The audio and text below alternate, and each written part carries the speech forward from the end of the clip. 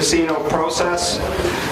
We are in council chambers. This is obviously the place where we have all of our standing committee meetings and council meetings. This is an information forum tonight, so it's a little different. It's going to be moderated by myself. My name is Chris Murray. When I'm not moderating, I'm also the city manager. So tonight, was that a shout out that I had there?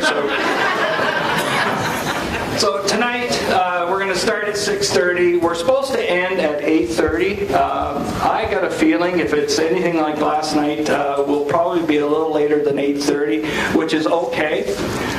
Because I think if I judge the proceedings last night, they went very well. I think the highlights were really the questions and the comments that we had from those in attendance. So looking forward to that tonight. And so we're not necessarily having to cut off at 8:30.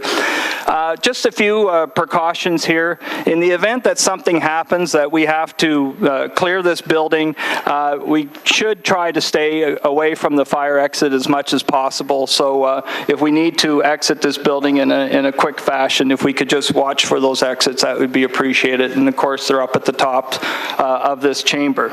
As well, what I found last night, which was incredibly good, was the 100+ people that were in attendance made a point to make sure that this was respectful and made sure that their comments were pretty much on the mark and that everything would unfold in a good way, and that's really what Hamilton is all about. So we have people that have obviously different views here tonight, and that's critical. The thing you need to understand as well is that council has not made a decision on the OLG casino matter.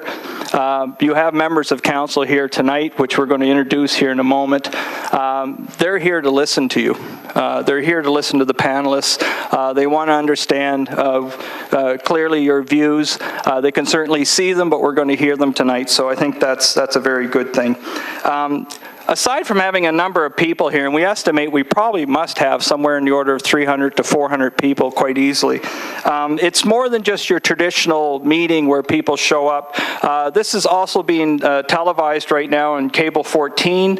And as well, we've done something a little different in that we have made calls out to, I understand, approximately 50,000 people. The estimate is about 20,000 people right now are listening on phones to what is going to be heard tonight. And so we are going to be obviously asking or allowing people here to ask questions, and so we'll get to the specifics of the format in a second.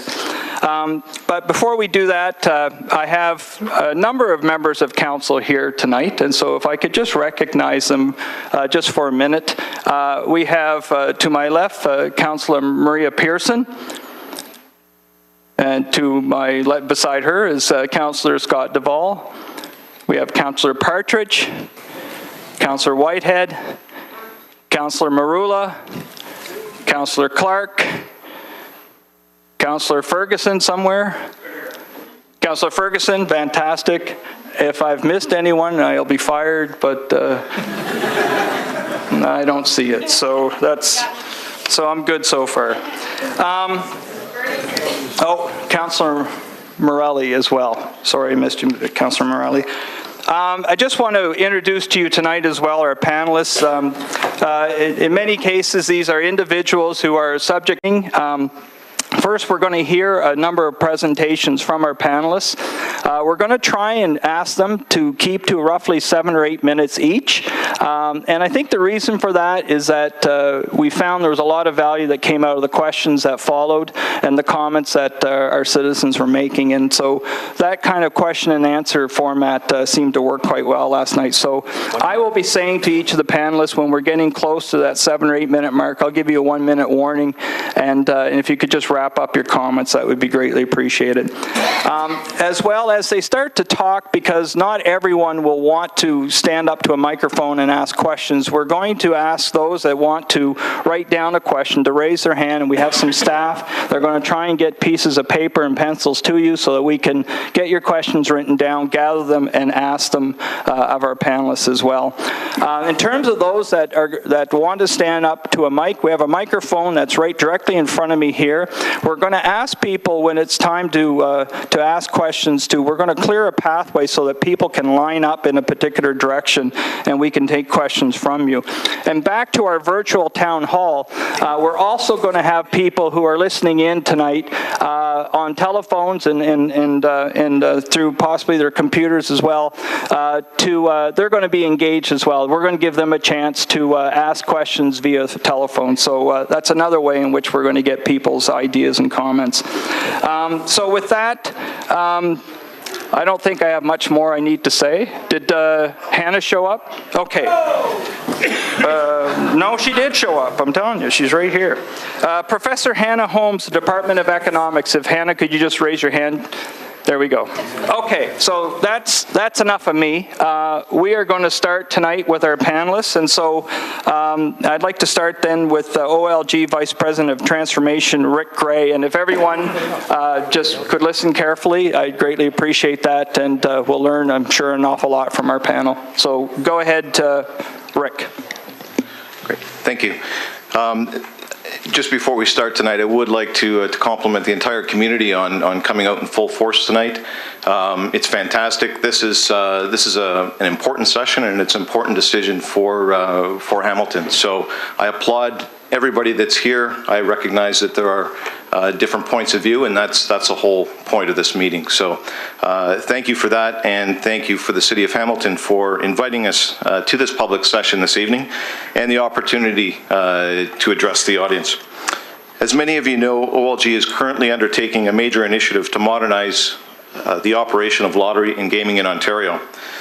You've been able to play lottery products since 1975 with the introduction of Wintario. 8 million Ontario adults played the lottery last year. And casinos have been around since 1994 when they first opened the doors in Windsor. And 2.7 million people, adults, have visited our gaming sites in the last year alone.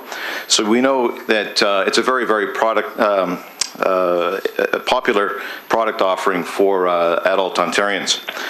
Our Modernization Initiative is focused on improving customer experience, expanding jobs in our industry, and increasing public money for the people of Ontario. To do this, we're going to do three things. First, we'll become more customer-focused, and this means that OLG will be where the customers want us to be, and will provide the games that our customers want to play.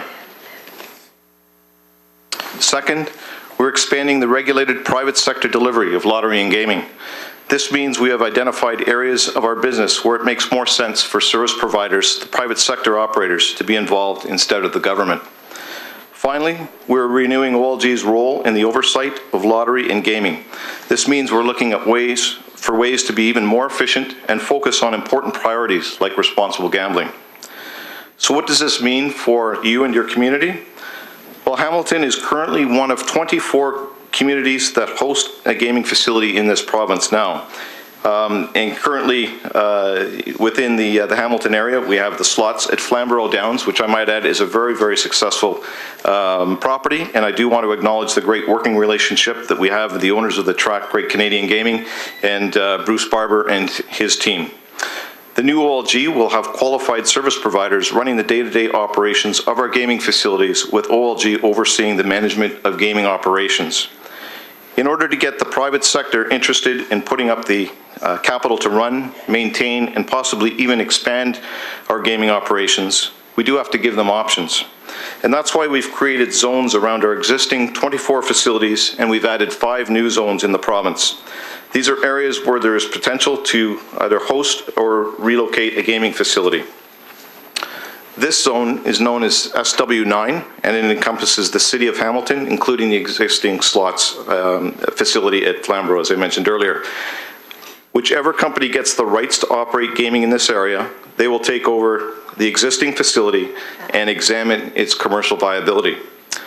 They can also decide that it may be financially beneficial to relocate it and possibly add amenities such as a convention center or a hotel to make it more than simply a gaming offering. This decision will not be done in isolation. The city, as always, has control of zoning. and OLG has to authorize a commercially viable proposal for any new gaming facility through the minister. So I do want to comment that there really are three parties to arrive at this decision. You've got the municipality, you've got the private operator, and you have OLG on behalf of the province. It's been clear from the outset that facilities will be put in communities that want them. If there are specific considerations that are important to the community, they should specify them, and those will be considered and weighed when looking at the commercial viability of a gaming facility in any community. And again, that's why we're here this evening. Since the slots of Flamborough opened in October 2000, the City of Hamilton has received almost $52 million from its share of the slot revenues based on 800 slot machines. With over 220 employees, OLG has paid over $134 million in wages and benefits. We've purchased more than $34 million from local and regional vendors and have sponsored local events to the tune of over $500,000. If a new gaming site is built within Hamilton's core, the private sector operator has the discretion of building a facility with up to 1,200 slot machines or less, depending on the business case. The number of tables has not yet been determined, and again, we would work with the private sector to help assess that. A relocated facility in the core of Hamilton has the potential to increase gaming revenues, which would lead to increased municipal commissions and economic activity. A relocated facility would be larger than the one currently in Flamborough and could grow current revenues by 5% or more. Depending on private sector operator investments, the number of table games and additional amenities, et cetera. So it could be 5% and it could be higher than that as well. Those are just estimates at this time. The potential range of revenue for the municipality would be in the range of $5 to $7 million per year. And again, those are preliminary figures, and that's up from what you received today, which is north of $4 million. I believe it's in the neighborhood of $4.4 million. Tax assessment on new amenities would be roughly anywhere between $1 and $3 million per year. And the investment opportunity would be in the hundreds of millions, and we've estimated that the facility could be in the range of perhaps $100 to $200 million. From an increase in jobs perspective, we'd be looking at potentially 400 to 600 new jobs in the city, and depending on the amenities that the private sector offered, that number could be higher. As I mentioned earlier, we're renewing OLG's role in the oversight of lottery and gaming. This means an increased oversight in responsible gambling. Problem gambling affects a small percentage of the adult population, and we recognize that. In Ontario, 3.4% have a moderate to severe gambling problem. OLG has a statutory, regulatory, and policy mandate to address problem gambling. Ontario has a vast and strong structure that supports problem gambling, and responsible gambling is one of the best funded in North America. And we've received accreditation from the World Lottery Association for that program. This includes $40 million to the Ministry of Health for research, prevention, and treatment, and almost $14 million of OLG's internal budget is for educational programs. This plan represents significant change, and a big part of that change is our vision for a sustainable player base and creating customers who make informed choices.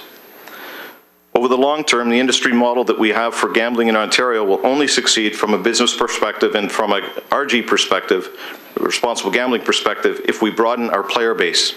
We cannot rely on you got about another minute, okay? Okay, we cannot rely on a small portion of our players for our revenue. We seek regular and casual players who spend a portion of their disposable entertainment income gambling in a healthy way over the long term.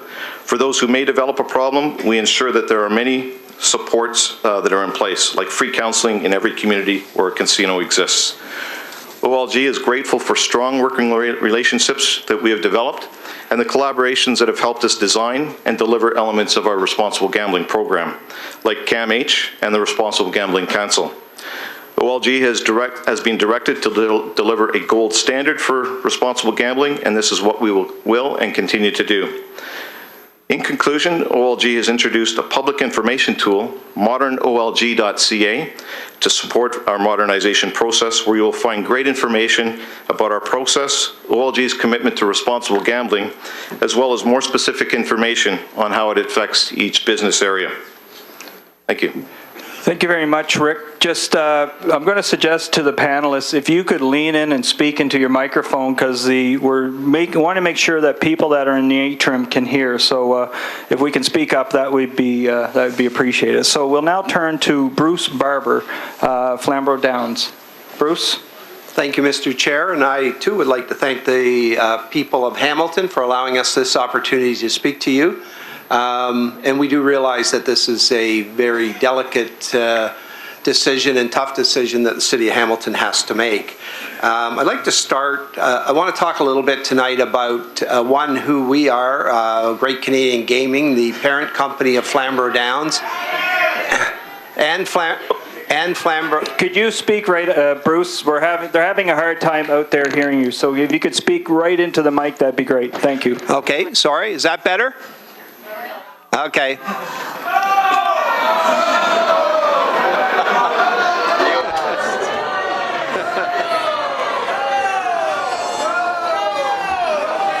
of humor. Thank you, everyone. We're going to speak up. And if we can ask a question that says yes, we might get the yes crowd going. So, but in any event, oh, okay. That's probably an even better. Bruce is going to come down to the podium, the one that Rosie's talking at, and he'll project well there, I'm sure. Yes. So we'll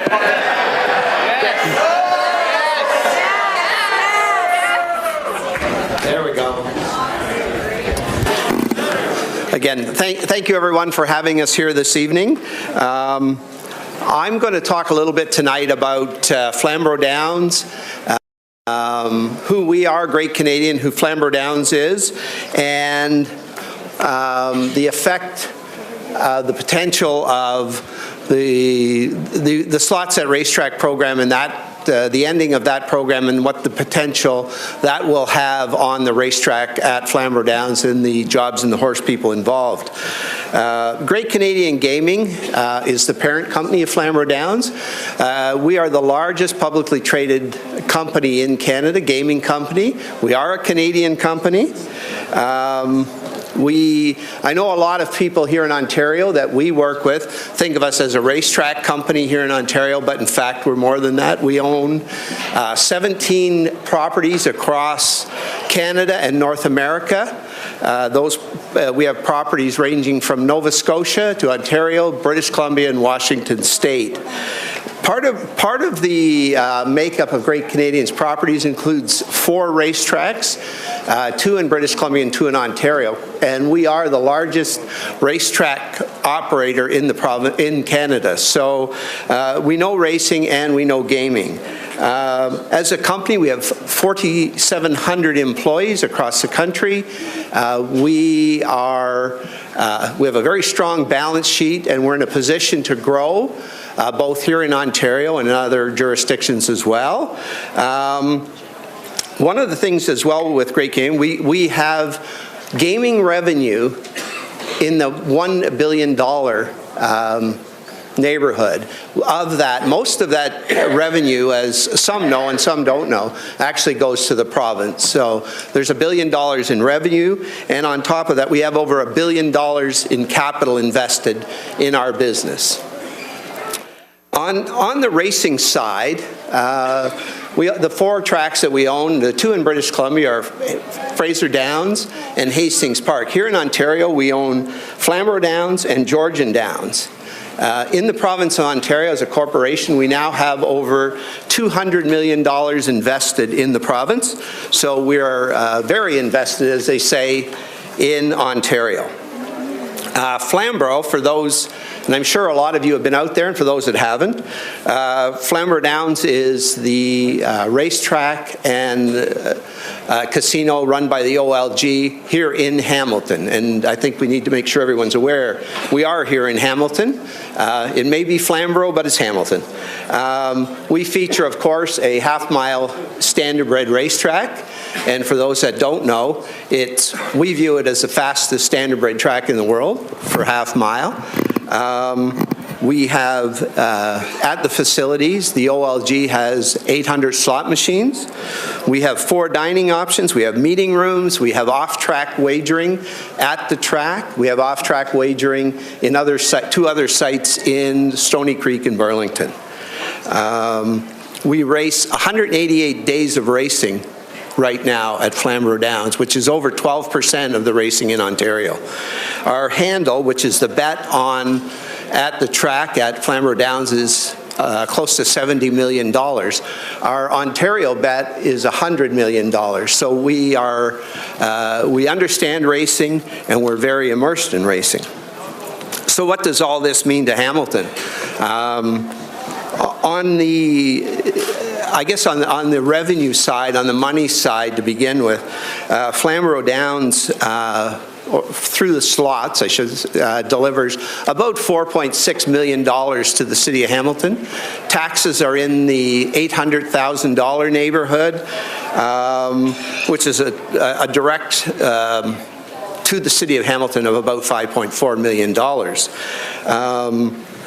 Flamborough Downs purchases over $5 million in goods and services from local suppliers here in Hamilton. Salaries, which is important both to the council and to Hamilton. The combination of salaries between the OLG and Flamborough is close to $16 million a year in salaries that come back into the community. And on our side of the business, because of our knowing who our employees are, et cetera, 72% of the employees at Flamborough Downs actually live in Hamilton. So the bulk of that money does get spent into the municipality. One of the other important financial issues relative to Flamborough and racing is the horse racing side of it itself. There's $16 million in purses that are spent that are earned by the horse people racing at Flamborough Downs, and we know that 66% of those horses are from our catchment area. They live in the farms, if you will, in and around Flamborough Downs, and that accounts for $10 million more going into the Hamilton community. So in fact, direct financial into Hamilton is $36 million. That's direct money. That's not any money moving from the economic spin-off of horse racing moving out through the community. On the people side, so that's the money side, and on the people side, which is really key, is how many people are employed at Flamborough, how many jobs are there. Between the OLG and Flamborough Downs, there's over 400 jobs, direct jobs. There's also another 250 jobs a day when the horse people are there racing their horses, trainers, drivers, grooms looking after those horses. As well, you'll hear some of it tonight, and I'm sure you're hearing it in the newspaper, that the slots at racetrack program, you'll hear it as SARP, has been canceled effective March 31st. Bruce, if I can, just sorry to interrupt, you got about another minute. Okay. With that, the purses for the horse people will be gone, and 85% of the purses for the people racing at Flamborough have come from the slot side of the business. So, but more important on the people side, there's 450 people working at Flamborough Downs. The OMAFRA panel has identified 30,000 jobs and the economic spin-off for horse racing in the province of Ontario. Given that there's over 12% of those races happen at Flamborough, we would say there's 3,400 to 3,600 jobs, indirect jobs, if you will, so a total of over 4,200 jobs at Flamborough. And I just wanted to make sure before I leave that everyone realizes that we at Flamborough Downs are completely committed to horse racing and are working hard with the OMAFRA panel, ORIA, our local horsemen, Racetracks of Ontario, to ensure that racing continues. But one of the messages tonight is, without help from the government, with the cancellation of slots at racetracks, March 31st, horse racing at Flamborough Downs will cease to exist. So I wanted to get that message across to everyone and look forward to your questions during question period. Thank you very much, Bruce. I just want to mention that Councillor Pasuto is here somewhere in the atrium as well, sitting down. Is he up? Okay. There he is right there, Councillor. As well, sitting at the table here is Councillor Collins and Councillor Farr. So with that now, Ken, if you want to come to the podium, that would be great. We have Deputy Police Chief Ken Leanhurst.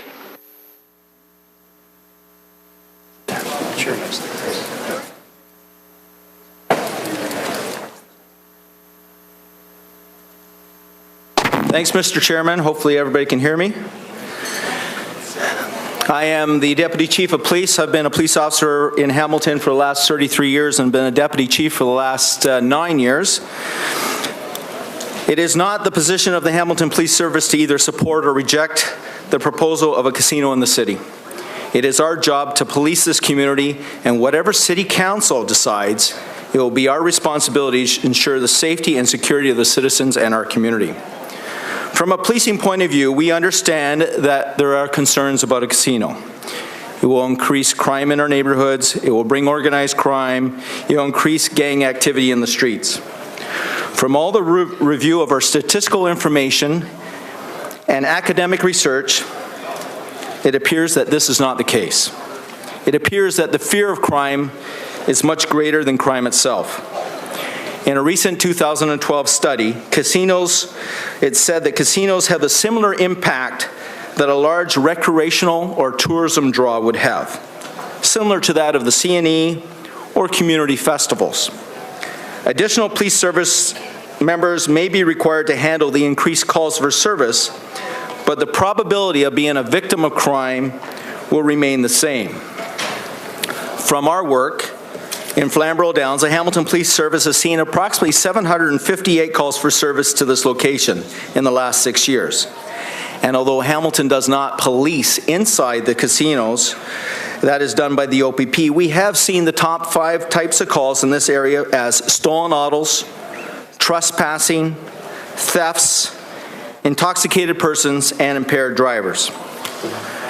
We have also reviewed policing activities in our neighboring communities, which includes Fallsview and Niagara casinos, Woodbine casinos, and we have found that there is no significant impact with the increase of crime in this area.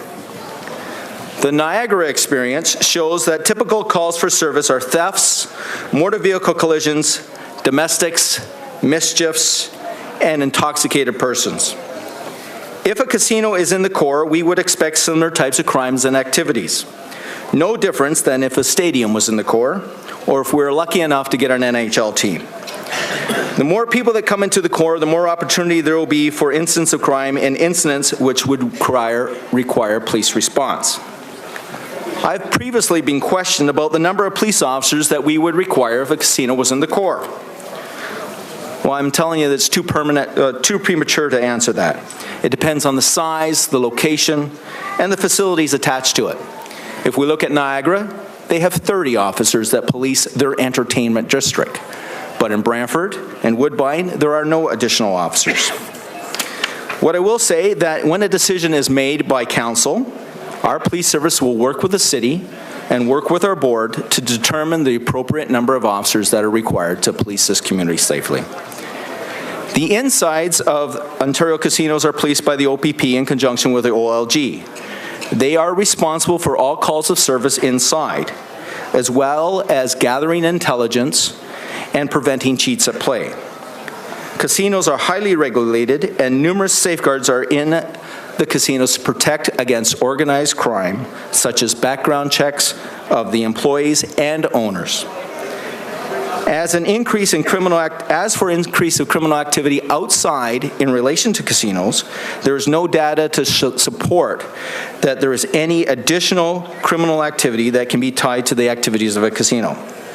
From a policing point of view, the Hamilton Police Service is committed to policing in the city to ensure the safety of all people and their property. It is not our position in law to comment on either to support or reject the position of a casino within the city of Hamilton. Thank you.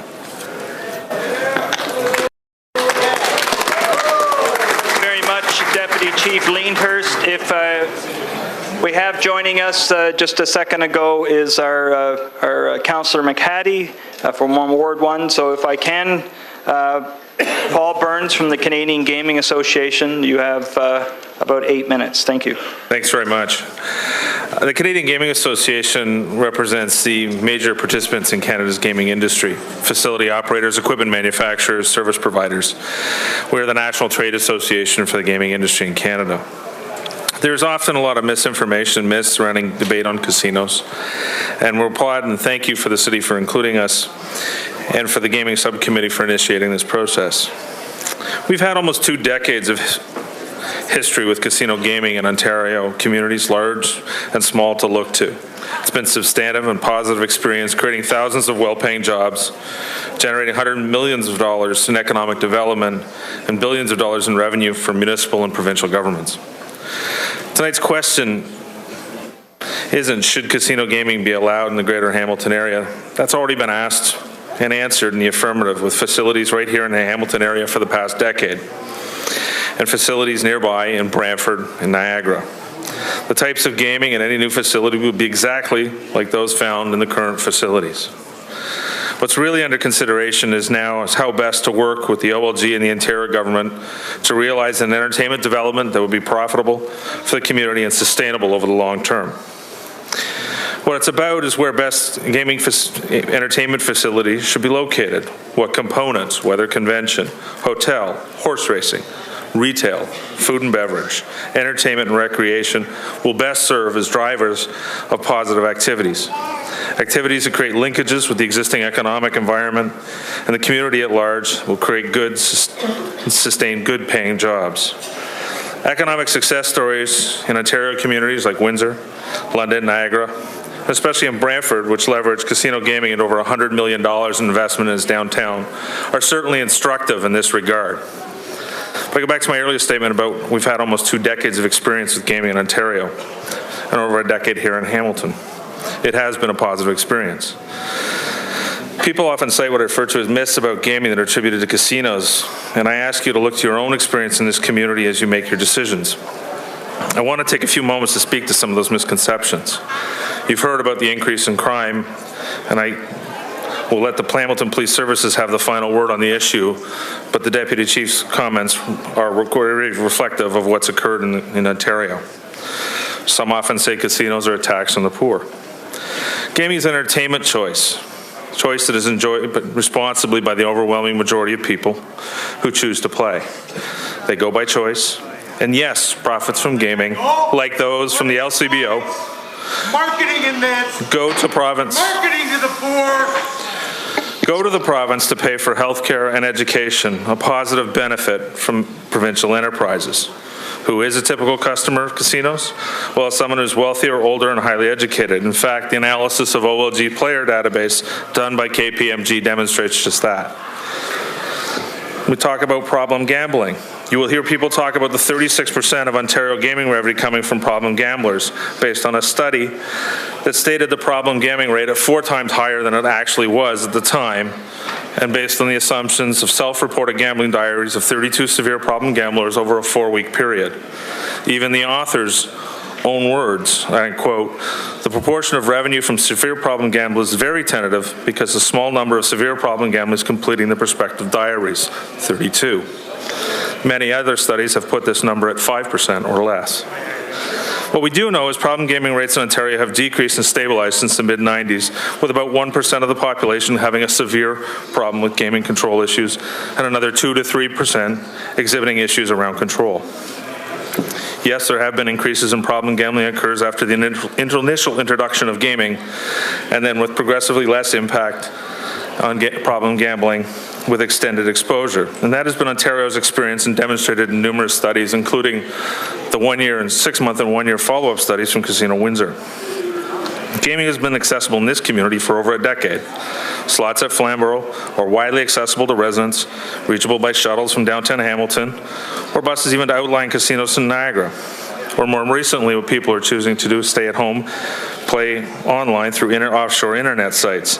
So it's difficult to say this is a new activity for this community. The industry supports and will fully implement the RG Check program of the Responsible Gaming Council as its part of this initiative, in addition to the extensive responsible gaming initiatives already implemented across Ontario. One last issue I want to address is talking about cannibalization of existing businesses. Recent examinations by Dr. Bo Bernhardt, Executive Director of the International Gaming Institute at the University of Nevada, of all relevant peer-reviewed research shows that proper development of gaming facilities have neither no effect or positive effects on nearby hospitality and tourism facilities, foster growth in surrounding industries, and create meaningful increases in economic growth and employment. In fact, casino jobs are well-paying, averaging about $50,000 a year here in Ontario. I hope I was able to provide some context with you on these issues, and I look forward to your questions. Thank you. All right, thank you very much, Paul. Now, if I can have, there we go, Robert Murray, Manager of Gambling Programs from the Center for Addictions and Mental Health. Robert, about 8 minutes, please. Thank you for inviting me to participate in this important community event. We believe that any expansion of gambling in Ontario should be preceded and informed by this kind of community consultation. First, a little bit about the organization I represent. The Problem Gambling Institute of Ontario, I'll refer to it as the PGIO, it's a program of the Centre for Addiction and Mental Health, otherwise known as CAMH. CAMH is the largest addiction and mental health hospital in Canada, a teaching hospital fully affiliated with the University of Toronto. The PGIO has the largest specialized problem gambling treatment program in Ontario. We provide training and support to Ontario's specialized problem gambling treatment system on a broad range of allied professionals. We have an interactive website, problemgambling.ca, that in part provides online support for people affected by problem gambling, including family members. We are also committed to the development of evidence-informed solutions to gambling-related problems through research. As part of our role to reduce the harms associated with problem gambling, we have been providing responsible gambling consultation services and training to the OLG and other industry groups since 2005. We recognize that gambling is a social reality, but all of us need to think about how much is enough. What is the right balance between the interest of government raising revenue and the gambling industry's desire for profit versus the public health of our citizens? I should state at the outset that the primary concern of CAMH and the PGIO is for the public health of our citizens. We believe that government policies should put a priority on public health concerns over the goal of generating revenue. Gambling is already a big business in Ontario. It's readily available. In Southern Ontario, 93% of residents are within 1 hour drive of a casino or a slot machine facility.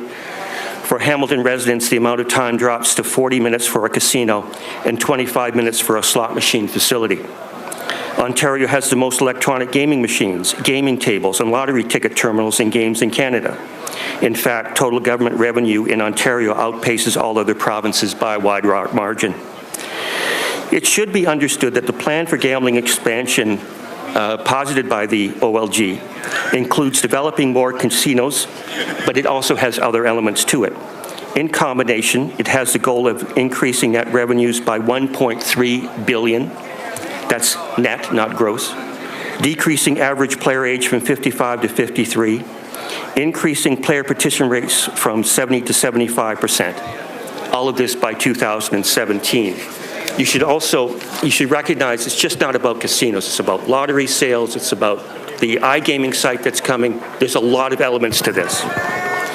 So by any measure, we are in for a massive expansion of gambling in this province that goes well beyond just the casinos.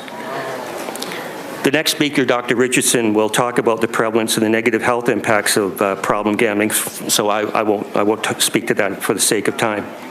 But there is considerable evidence that gambling has a negative impact on the health of individuals and communities. I will say that up to 331,000 adults in Ontario have a moderate to severe gambling problem, more than the populations of Burlington and Cambridge combined.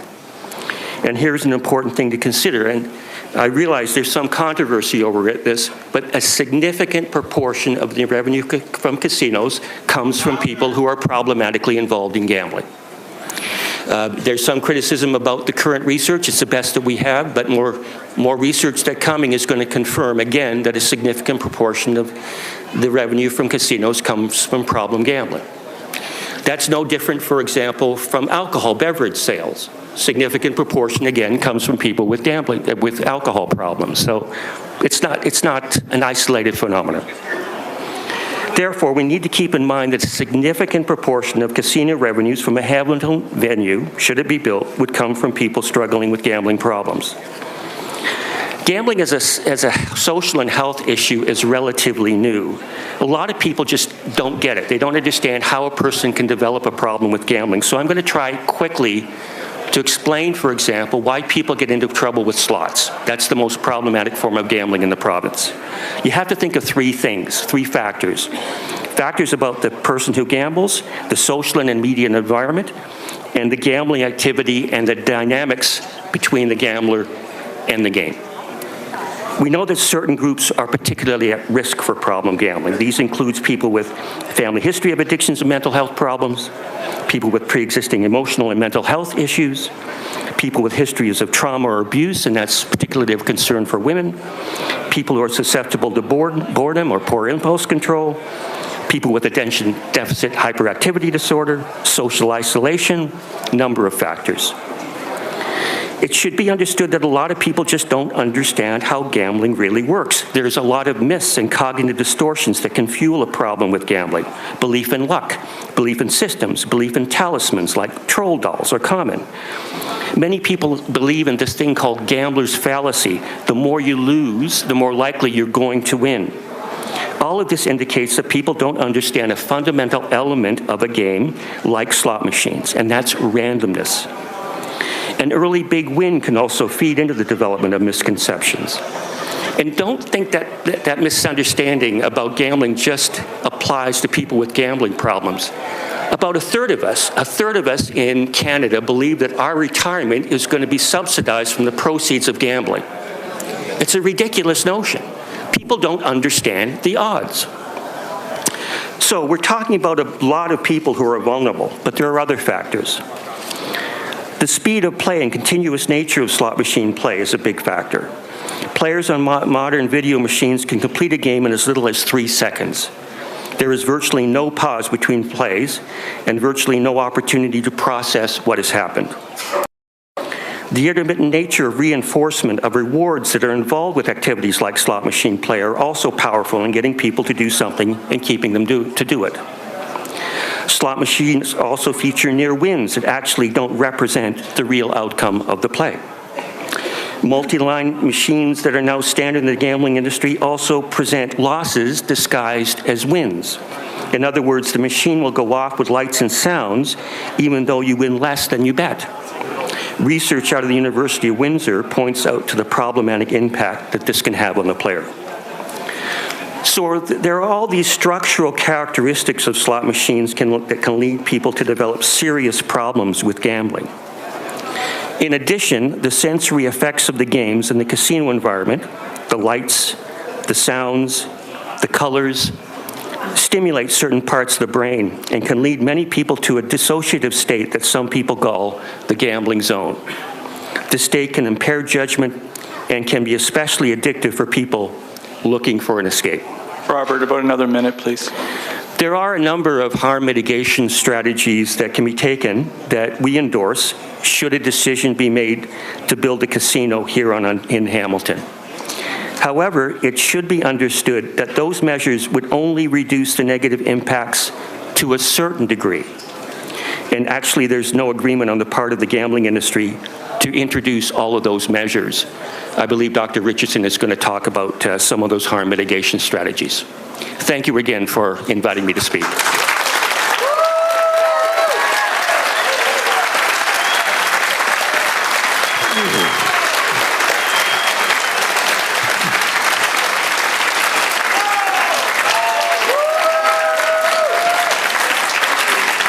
Okay. Thank you very much, Robert. Staff are going to now look for a show of hands for individuals that want a piece of paper and a pencil to write down a question. So We're going to start to hand that out right now, not only in this room, but also out in the atrium so that we can start to get your questions. If you could indicate your name and where you're from as well with that question, we'd greatly appreciate that. And I will now turn the floor over to Dr. Elizabeth Richardson. I hope your voice holds up, Elizabeth. I know you're struggling with a bit of a cold right now, but you have about 8 minutes. Thanks. Thanks, Chris. I'm going to do my best. My apologies if I start to fade out. I'll try to get it back as we go, but I'll get as close to the mic as I can so people can hopefully hear me. So gambling, as people know, is something that has been well described here by Robert tonight. But you might be wondering, why is public health interested in the issue of gambling? And it has really become an issue from a public health perspective as gambling has expanded both within Ontario and Canada and worldwide over the last 30 years, which has increased the rates of participation in gambling, as well as increased the numbers of people who have problems, who are problem gamblers and have the kinds of problems that Robert's been talking about. So problem gambling is when somebody has either the continuous or periodic loss of control over that gambling behavior. They are preoccupied with gambling, they may be preoccupied with the money to gamble, they start to develop irrational thinking, and this continues despite adverse consequences, things happening that are not good to them and their family. From a public health perspective, we look at things across a broad sort of range of factors, social, health, and economic, and we are interested in looking at how we can help people maintain healthy behaviors. We know the participation rate in Ontario is about 66% from some of the more recent survey data around gambling. So, and most of those people will not be having any issues with gambling. And indeed, the issues happen on a spectrum. Some people don't gamble at all, some gamble infrequently, some have more problems with gambling, and those can be mild, moderate, or severe. So when we look at that prevalence overall, we're looking at about somewhere between 1 and 3.4% of people have problems with gambling that are in that moderate to severe category. And we're interested in helping people stay in that healthier zone and continue with those responsible gaming habits, or those who do develop problems with gambling, to mitigate or decrease the harms that happen to them and to their families and to the community, and move them back into a more responsible zone. In terms of the ways we look at doing that, we don't just focus on the individual. We know when we look at many health problems, it's not just the individual we need to look at, it is those environments, their policies that can influence how a person deals with a particular issue, whether that's gambling or anything else, and we think those are really important when it comes to reducing harms. Robert's already spoke to the issue of the profit issue, and that is something. One of the things to just mention is that you'll see that there's a lot of studies that have been done in this area. And when you look at those studies will show a range of impacts, a range of information. And it's not surprising that one study will show one thing and another something else. What's very important to do is to look at all those studies and look at them together and see what they show you when you look at it all together. And that's what Toronto Public Health did when they published their study earlier last year.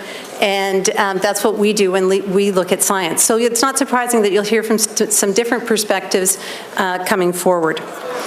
As Robert said, he talked about some of the impacts on the individual from problem gambling. And he also talked about some of those risk factors for problem gambling. I just want to round it out with some others we've seen in the literature. Youth are also at risk of problem gambling. Men are more at risk of problem gambling. As he said, those with financial challenges, people from low income are at higher risk, those who've had an early win, and also older adults. There are some environmental factors which do increase the likelihood of people developing problems with gambling. Robert's talked about the gambling environment. There's also the issue of accessibility to gambling. The closer it is, the more likely people are to participate. As people participate, the number of problem gamblers will rise. As well, there's the issue of proximity, and as well as just the plain availability. So the closer you are to it, the easier to access, the more likely it is to happen. The gaming mode, as Robert's discussed, is important. Electronic gaming machines, slot machines, and the like are more likely to lead to problem gambling. The operating policies that you put in place in that environment, whether they're the number of hours a casino is open, the access to money on the floor, clocks. It's really important when you talk about supporting people to do responsible gaming behavior that they be able to monitor the time they're playing and not have too close an access to money. And alcohol presence on the floor is also an issue. I'm going to go on and talk a little bit more about those health impacts. So when we look at problem gambling, we see a number of impacts on both a mental health level, a physical health level for the individual who's involved, but we also see impacts on the family and on the communities. There's an association in problem gamblers with depression and anxiety, as well as was described, ADD or attention deficit disorder, personality disorders. Overall, problem gamblers have about a 35% rate of them have a feeling of mental well-being. So most of them don't, as opposed to the rest of the population of non-problem gamblers, where it's about 75%. One of the most distressing issues is the issue of suicide. And so when we look at problem gamblers, about 38% of them have attempted suicidal thoughts, and about 20% have attempted suicide. And I'm going to talk a little bit more about youth in a minute, but amongst youth that rate is even higher at about 25% having made an attempt. Substance abuse is also an issue. People who are problem gamblers also tend to be addicted to tobacco, and they tend to have problems with alcohol and other illicit drugs. And that varies from the studies anywhere from 20% to over 50%. From a physical health standpoint, problem gamblers tend to feel poorer health, just as they do with mental health, tend to be more susceptible to colds and flus, headaches, sleep problems. A lot of this is related to the stress that is involved with problem gambling. And part of it as well is the amount of time they spend in gambling. Problem gamblers spend a lot of time at that activity. They therefore don't have a lot of time to spend at other leisure activities and things that promote the feeling of health and well-being, including exercise, sleep, and healthy eating. From a family perspective, one of the biggest concerns of problem gambling is the financial impacts. It varies from occasionally not being able to meet commitments like the rent or hydro bills to financial crises where people have spent their life savings, their retirement savings, or going to bankruptcy. And you can imagine then the impacts that it can have on the family. The stress related to the financial issues of debt. There's often issues in terms of the hiding of the activity, and the relationships suffer a lot of stress. There's an increased rate of family breakdown and those sorts of things. There's also some concern about child development in those situations. The community itself, because of the issues of alcohol and fatigue related to problem gambling, there can be an increased rate of traffic accidents and impacts on employment, everything from lateness and absenteeism through to illness and theft. I've mentioned youth already. That is a particular concern with youth having grown up in an environment where there's much more exposure to legalized gambling. We're not sure what that impact will be in the long term. And with that increased rate of suicide attempts amongst youth, it's particularly something we want to monitor over the longer term. So when we brought forward our report to council, and I'll wrap it up with this, Chris, we brought forward requesting that a public health approach be taken, that this be looked at from the standpoint of what could be done on a number of levels to help sustain healthy behavior and help mitigate the harms, reduce the harms to those who might become problem gamblers. So we recommended a suite of operating policies consistent with what you've already heard tonight, and also recommended to continue with the research not only on the specific issues themselves to shed further light, but also on what actually happens as the gambling expansion takes place. Thanks very much.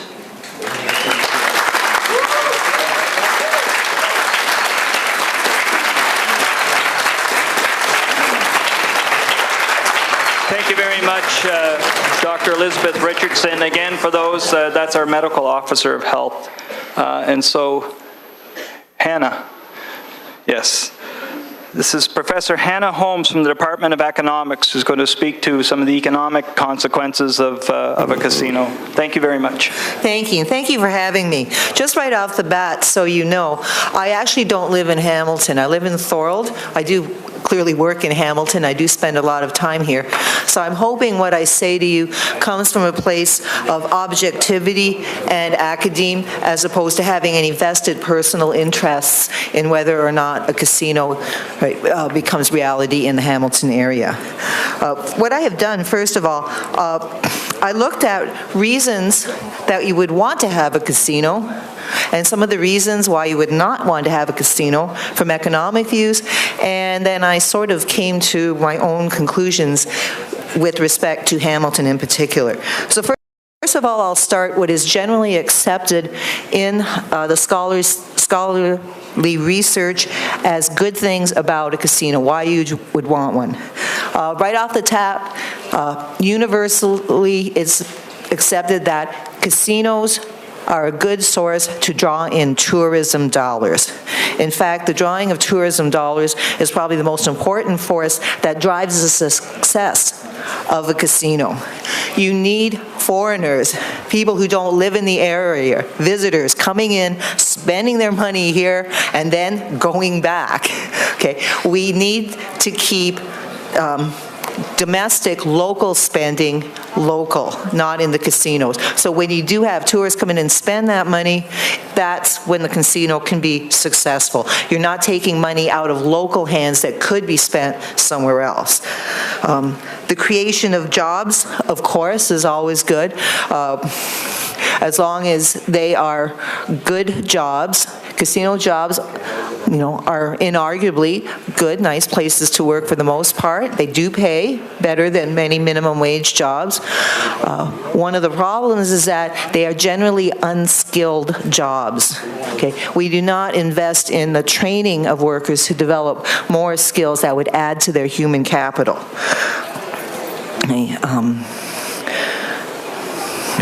There are also spillovers, right, into the local economy. For businesses that are located near a casino, you could enjoy extra business in the form of restaurant revenues. Nearby entertainment venues could see some more activity generated because of the presence of the casino. At the same time, right, the presence of the casino and any entertainment value beyond just the gambling that's included in the complex could also hurt local businesses by drawing people away from your local restaurant, right? You're going to the casino now, right? So people are spending their money there instead of in their local neighborhoods. So again, right, it depends.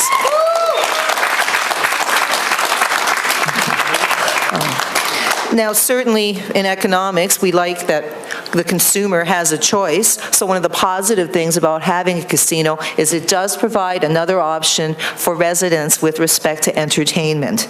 Local residents can gamble locally instead of going somewhere else, right? So any spillover effect would occur locally. Another plus is infrastructure. That adds value, whether it's new infrastructure with the creation of completely new buildings, physical capital, or something updated depending on where and if the casino is going to be built. And of course, the benefit from new infrastructure is maximized when it's financed by non-local sources.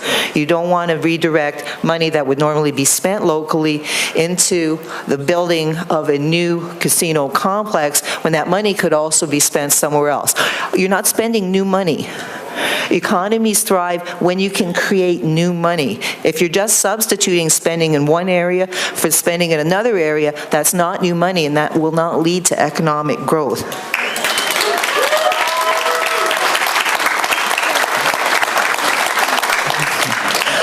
There has also been much research that the impact of a casino in particular, casinos are the most studied forms of gaming in the academic literature. The impact of casinos, right, will be much larger in smaller regions, and any positive effects would be much less in larger regions. Hamilton seems to be pretty large, so perhaps any positive benefits may not be as great as the proponents suggest they might.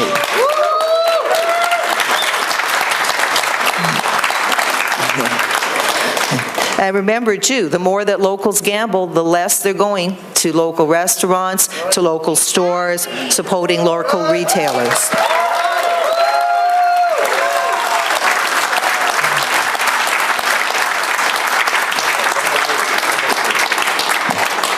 Okay, in economics, we also speak of things called negative externalities.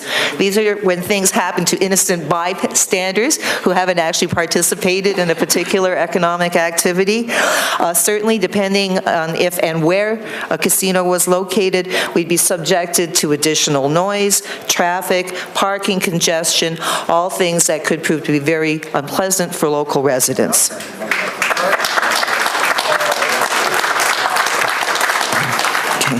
With respect to problem gambling, members of the panel have done a wonderful job telling you about the social impacts. Of course, there are economic impacts associated with problem gambling. Certainly, it can result in lower productivity for workers who are consumed, right, or obsessed with the continuation of their gambling activity. So it can hurt them in the workforce.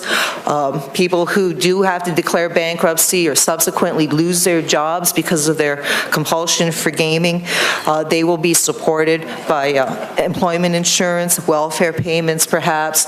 If their compulsion for gambling leads them to commit crime, there's a judicial cost of processing, right? So there are also economic costs involved with problem gambling beyond the social.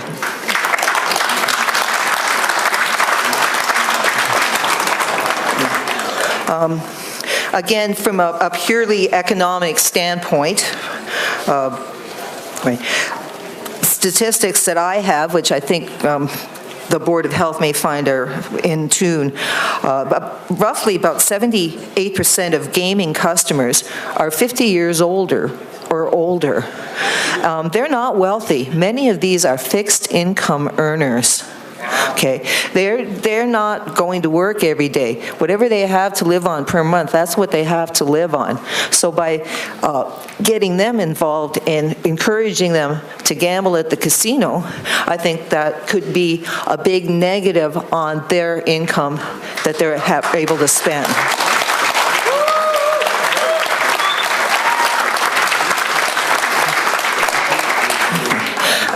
Now, one other point before I give you my final thoughts. Generally, from an economic perspective, firms want to maximize their profits. One way in which they do this is to maximize their total revenues, minimizing costs. From that perspective only, things that have been suggested with respect to the actual development of the casino complex. Some of these suggestions socially are absolutely very worthy, right? Economically speaking, from the profit maximization point of view, it seems that these measures would go out of their way unintentionally to reduce revenues, which of course would reduce the monies that would eventually get transferred to the municipality. Absolutely good for the individuals, but if the goal of bringing a casino is to enjoy revenues from a local casino so that the government can take that money, take their cut, 2.5% to 5%, whatever the balance is, depending on what the revenues coming in are, and redistribute that income through the economy, then that will only work if the casino does generate a substantial revenue. Okay, and 1 minute left, so quickly, my take, a Hamilton casino could only be a success if it could become a destination casino attracting tourists. Right? This is not likely to happen in the Hamilton area anytime soon.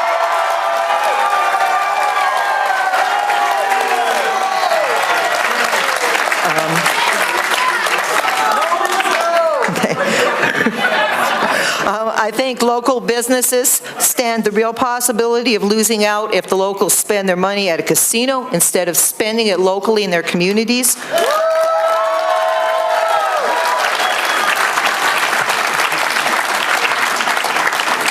Okay. Other things being equal, if you do at some point decide to build the casino, I would suggest that you would build it in Flamborough where they want it.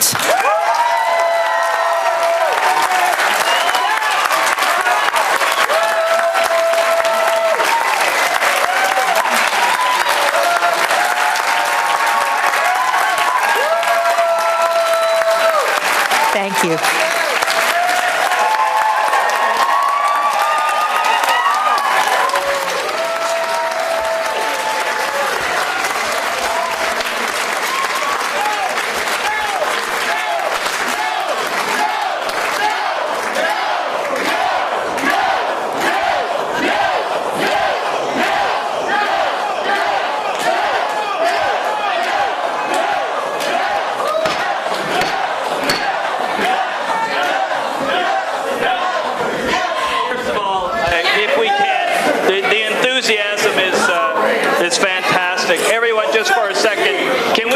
Can we give a round of applause to our panel, please?